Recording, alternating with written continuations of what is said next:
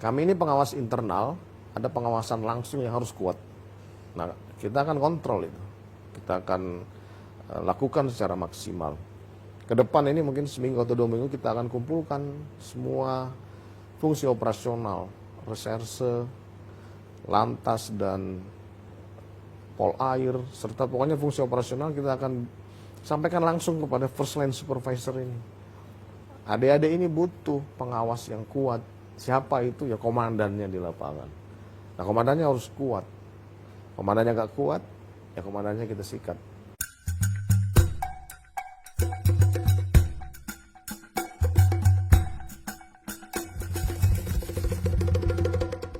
Halo, selamat siang, Vivanian. Saya sekarang berada di kantor Kepala Divisi Propam Polri, dan di sebelah kiri saya sekarang sedang ada Kepala Divisi Propam Polri, namanya Ferdi Sambo. Beliau pangkatnya Inspektur Jenderal Polisi, Jenderal Bintang 2, ya, katanya termuda ya. Jenderal Bintang termuda. Beliau ini kelahiran baru, Sulawesi Selatan, 9 Februari 1973. Ya. Lulusan Akademi Polisi, Akademi Kepolisian tahun 1994. Ya. Ya, usianya masih relatif muda ya. Ya. Masih 48 tahun. Tapi sebelum saya berbincang-bincang dengan sang jenderal, saya mau perkenalkan dulu ini profilnya ini. Saya mohon izin jenderal, saya kemarin mempelajari profil jenderal. Sebagian besar karir jenderal itu dari reserse, dari bawah semuanya reserse sampai atas reserse semua. Kalau mau diurut prestasinya sebenarnya banyak. Cuman saya kemarin catat di antaranya bisa dibilang paling besar ya, yang membongkar jaringan teroris bom bunuh diri di kawasan Sarinah, Tamrin tahun 2016. Waktu itu beliau menjabat Wakil Direktur Reserse Kriminal Polda Metro Jaya. Berikutnya menjabat Kepala Subdirektorat 4 Direktorat Tindak Pidana Umum Barreskrim Polri. Kemudian berikutnya menjabat Direktur Tindak Pidana Umum Barreskrim Polri. Di antaranya yang tercatat adalah paling besar adalah mengungkap kasus perdagangan ribuan orang ke Timur Tengah, di antaranya Maroko, Arab Saudi, Suriah, dan Turki, dan seterusnya. Kemudian ini yang paling menyita perhatian publik adalah penangkapan buronan Joko Chandra, ditangkap di Malaysia tahun 2020. Setelah itu menangani kasus kebakaran gedung Kejaksaan Agung di Jakarta tahun 2020. Kemudian pengusutan skandal pelarian Joko Chandra yang waktu itu melibatkan beberapa petinggi Polri ya. Sejak tahun 2020, November 2020, beliau diangkat menjadi Kepala Divisi Profesi dan Pengamanan Polri. Terima kasih. Saya senang sekali berkesempatan mewawancarai beliau di ruangannya yang ya seperti inilah, nanti bisa dilihat sendiri.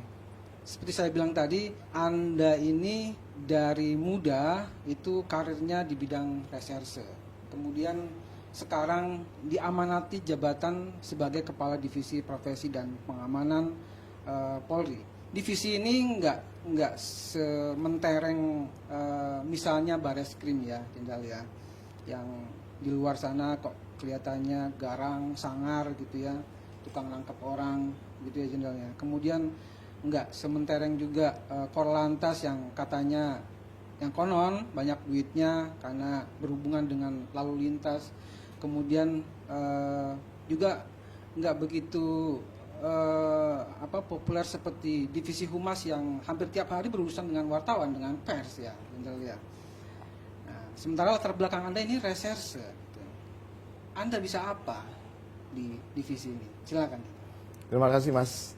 Jadi tepatnya 360 hari saya menjabat sebagai Kepala Divisi Profesi Pengamanan Polri.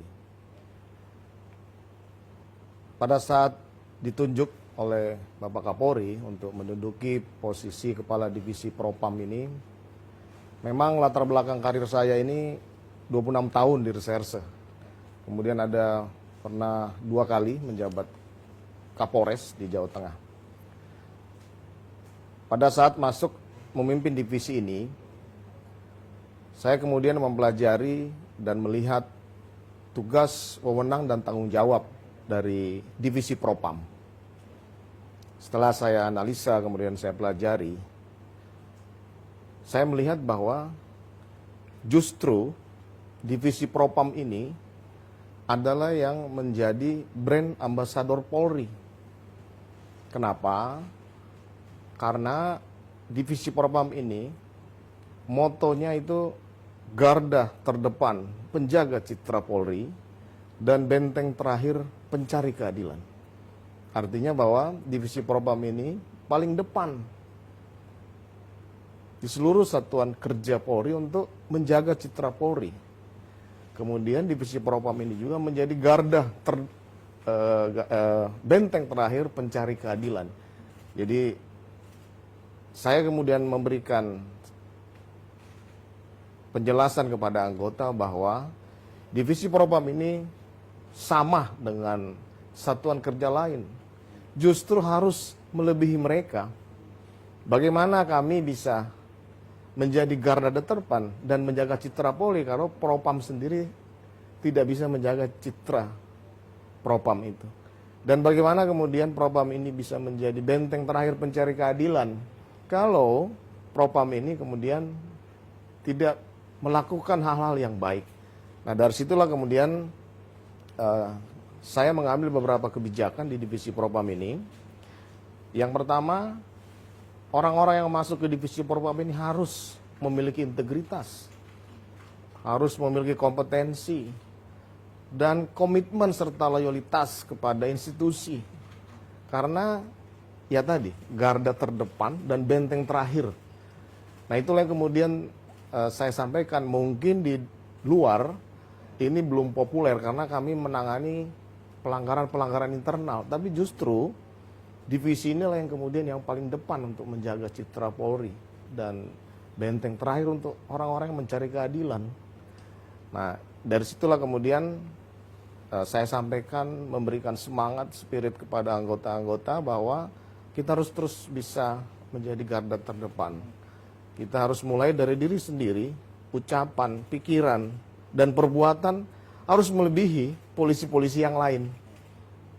Harus bisa memberikan contoh. Makanya setelah banyak peristiwa-peristiwa yang kemudian viral itu, saya sampaikan kepada anggota divisi Propam dan Polda jajaran, tidak ada satu orang anggota Propam pun yang melakukan pelanggaran. Karena kita harus jadi contoh. Bagaimana kita akan menindak, menegakkan disiplin ke dalam kalau anggota Propam ini kemudian tidak berdisiplin lebih dahulu.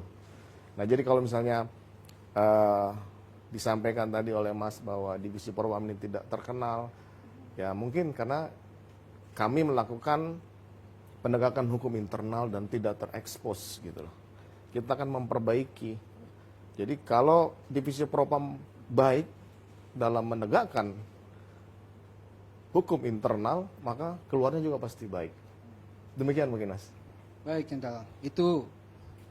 Itu pernyataan normatifnya ya, Jenderal. Iya. Tapi kenyataannya ya masih banyak juga pelanggaran yang dilakukan oleh anggota polisi. Iya. Saya mau flashback dulu, Jenderal ya.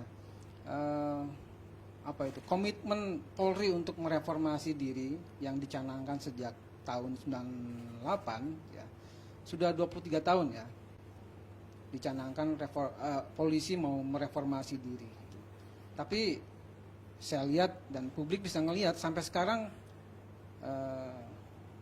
rasanya menurut saya belum banyak yang berubah dari polisi ya, Jenderal ya. Kita banyak melihat kasus-kasus pelanggaran polisi, mau yang terlibat penyalahgunaan narkoba, kemudian terlibat pungli, terlibat korupsi, pelecehan seksual, apalagi penyelundupan misalnya. Itu kasus-kasus yang lama yang udah ada sejak puluhan tahun lalu, ya. Tapi sampai sekarang masih ada.